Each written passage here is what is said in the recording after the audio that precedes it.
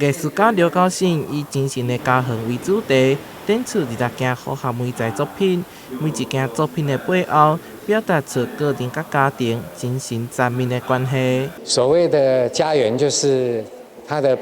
本性跟他的心是最是他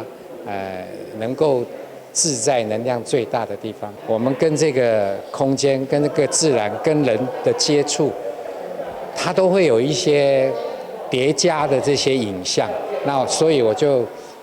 利用这样的一种叠加态，把不必要的都把它先简化掉，然后让那个叠加态呈现了我当时的精神的状态。本次展览更利用所谓科技公司的虚拟实境元宇宙等技术，设计一互动展区，除了让参观者在现场感受到作品的震撼，同时也当使用手机做线顶互动。我们在里面可以穿梭时空，穿梭地点，到我们刘老师的一个工作室做相关的一个窥秘的探访，这样子那可以知道说整个这个创作的想法。那在过程当中，我们这次算一个我们跟东美术馆算一个合作第一次的模型。那未来其实在不同的展